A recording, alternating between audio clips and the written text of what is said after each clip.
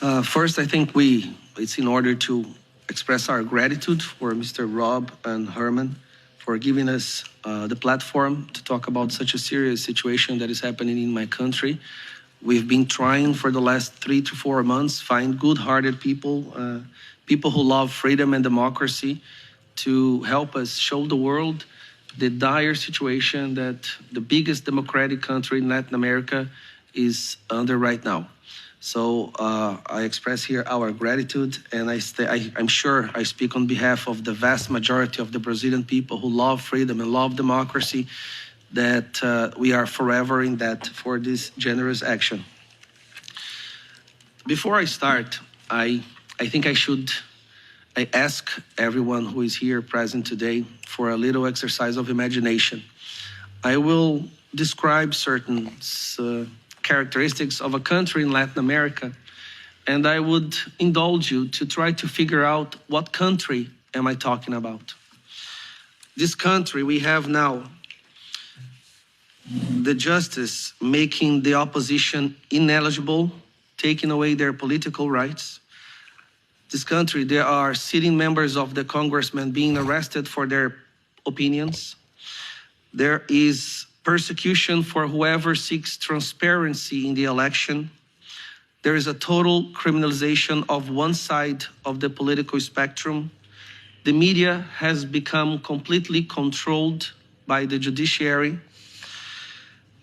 One person decides what can be said and what cannot be said, and if you defy this person, you go to prison. One person admits that he is the victim of persecution, but he's also the investigator, he is the accuser, and he is the judge, and he's the one who sentences whoever defies his words. And there are hundreds and hundreds of political prisoners. Many of you might be thinking that I'm talking about Nicaragua, maybe Cuba, or maybe Venezuela. Well, it's no secret. For the meeting we're having here today, I'm talking about Brazil. Yes, I'm not talking about known dictatorships of Latin America. I'm talking about the biggest democratic country in Latin America. Before we came for this trip, for this mission, we had a conversation in which we said that there's a big chance that the moment we step our foot back in Brazil, we might go straight to jail. Even at the airport coming here, I remember talking to Bia, we were afraid that we would be detained before leaving the country. And the reason for that is because the same day that we were on the airport to come here, we had this scandal of Twitter Files Brazil. I don't know if you had a chance to look into it, but Elon Musk published the exchange of emails from former employees of Twitter before Elon Musk took over Twitter, in which Alexandre de Moraes ordered Twitter to censor all the right-wing politicians, to delete posts, to delete profiles, and forced them to delete them, but not saying it was a judicial order. Delete them, saying it was against their internal policy.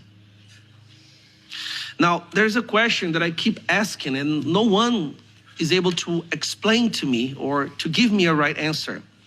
Why is it that Venezuela is considered a dictatorship all over the world, even by the leftists, but Brazil is not? When what's happening in Brazil is even worse than what's happening in Venezuela? Why is it that for Alexandre de Moraes to do what he does is a clear defense of democracy and the rule of law, but when the Maduro does it, this is something that I haven't been able to find one person to explain to me. One person. In Venezuela, we have institutions, right? What makes a country a democratic country? Throughout the history of humanity, we set in place devices and institutions with one goal in mind, to make sure that the tyranny will not happen again. Am I right? But tyranny is like a virus. They always find a way to adapt and use whatever was put in place to make sure it goes to power again.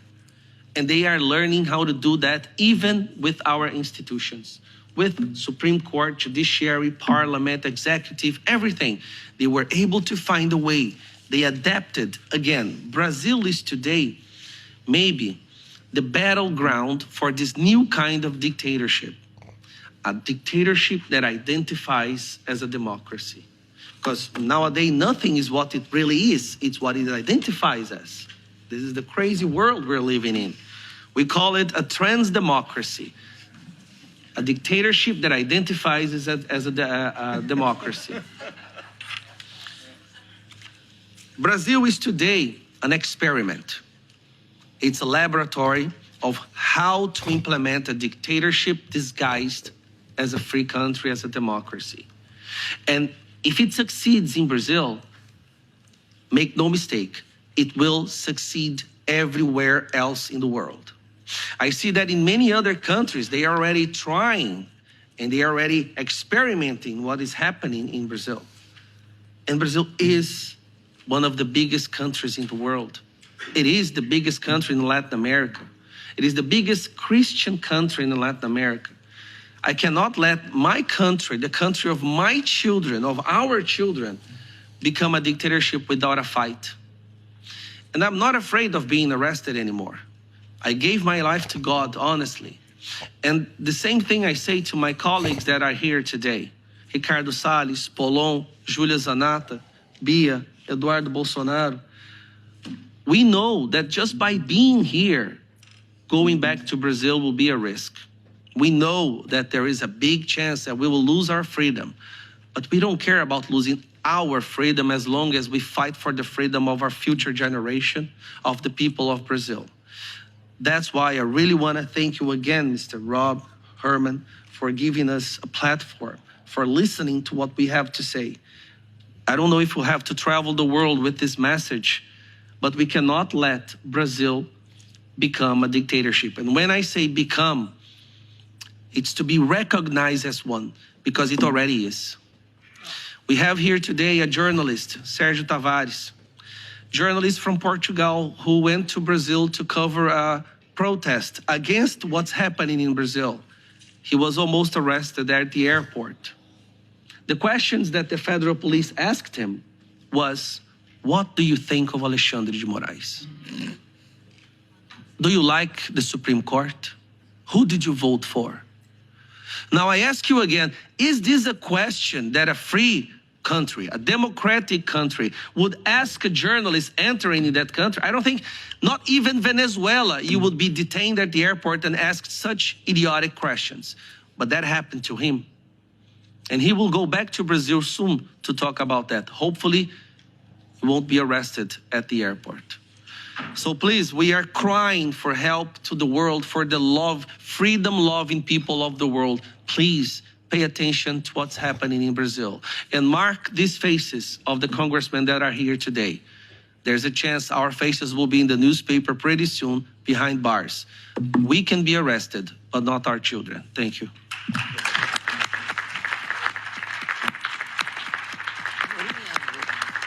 Falou bonito, hein?